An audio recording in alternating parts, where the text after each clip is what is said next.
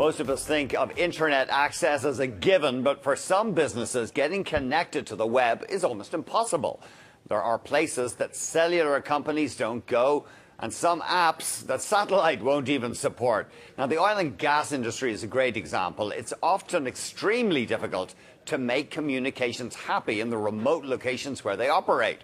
We're talking about oil rigs out in the middle of the ocean, stuff out in the desert. How do they connect and communicate vital information?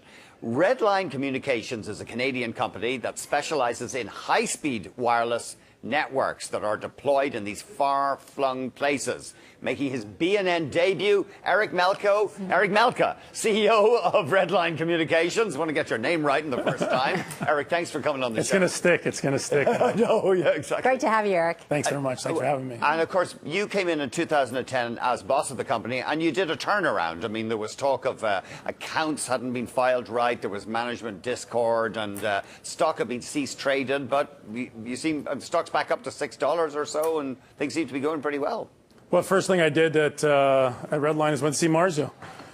Literally the second day of my job, right? And we should explain, because you're in similar business. You were actually competitors. At one point, a long time ago, I think when the companies, our company started in 1999. It was a company that was focused really on telecom service providers, and very similar to most wireless players, built wireless devices to allow telecom service providers, the Rogers of the world, to have wireless devices. That's what it did. In 2010, when we took over, we changed the company. We built a company that built networks, a company that would focus on specific verticals. You know, Canada, as Marzio said earlier, we don't need to invest the same amount of money on everything. We do one thing, we do it really, really well. And what we did there is we came up with a very, very rugged technology that enabled oil and gas companies to do business in the North Slope of Alaska, where it's minus 70. Cold start at minus 70. That's really cold. Your nostrils freeze, right? So you need to have very, very good equipment. You also need to have that in plus 60 in the middle of the deserts, and that variety of weather conditions and harsh environments. So we build these networks for these companies. And just size of these industrials. I mean, industrials is a very large organization, right? So as an example, the top 10 oil companies in the world have a $2.4 trillion revenue. That's bigger than GNP of Canada. And just remind us, Eric, are you just focused primarily on oil and gas, or are you looking at other sectors as well? That's a great question. So the company today is 60% of our revenue does come from the oil and gas sector. And a number of the other sectors we have, military is one of them. We do public safety and military. Why? Because you need to protect your borders, you need to protect infrastructure, you need to protect people. And that usually is in very remote areas. And again, you need to have this harsh equipment. So that's an area of growth for us as well. And we also have other areas in terms of some expanding opportunities in mining and other areas as well. I think Eric is following a playbook that Rugicom used, which is to focus primarily on one market where you can become the market leader. If you look at the kind of growth that he's had in the oil and gas, it's actually quite phenomenal. He's almost doubled and tripled his growth since he started focusing on that in 2010. And Rugicom did the exact same thing. It's actually a strategy that Jeffrey Moore, when he wrote his famous book, Crossing the Chasm, talked about. Focus on one vertical market, become the market leader in that, and then attack the next market where they have the same value proposition. And I think Eric's been following that playbook almost to a T, and he's getting results. Now, your company is smaller than Rugicom. You're at about 50 million a year. Around 50 million right now. Rugicom is a bit more than 100 million. But I mean, is it just a matter of time before you guys get taken out? You know, it's one of those great questions. You know, I manage a business for growth, and we really focus on growth. We need to get a bigger mass, as Marzio did in the utilities.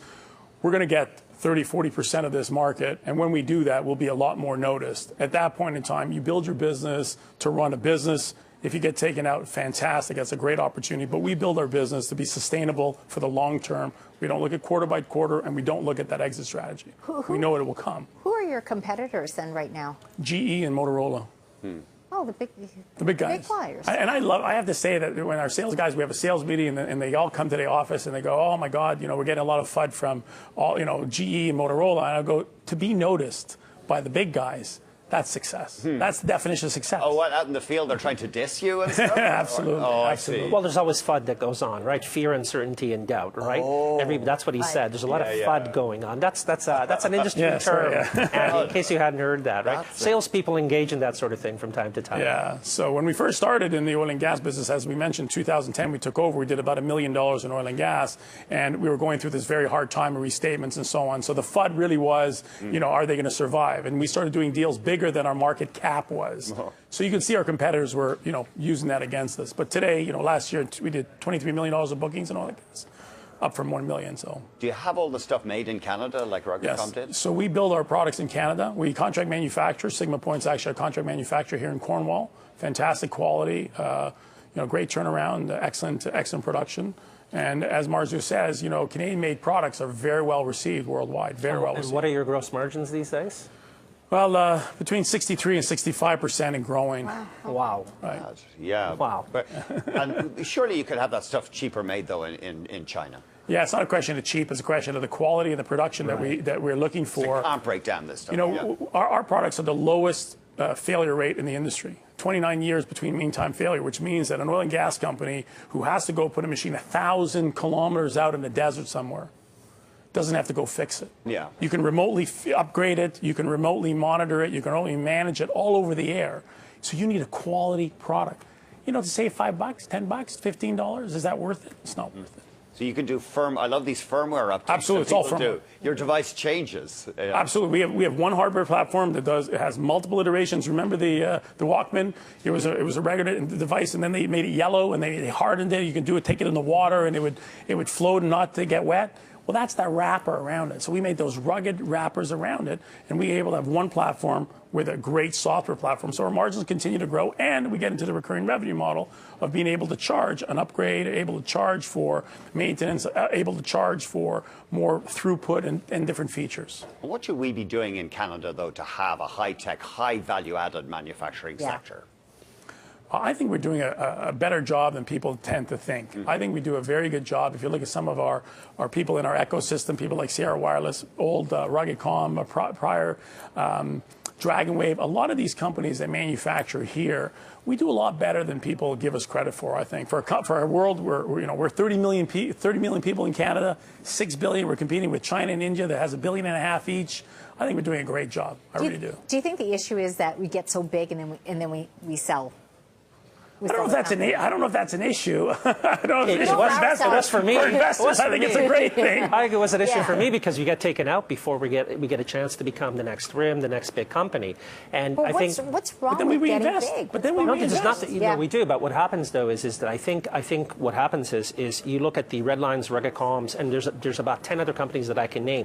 They get to a certain point, you start employing and doing manufacturing. That area starts to increase here in Canada, and then we get taken out. And I think what happens is it stifles some of those things that we'd like to see grow that are important to the country.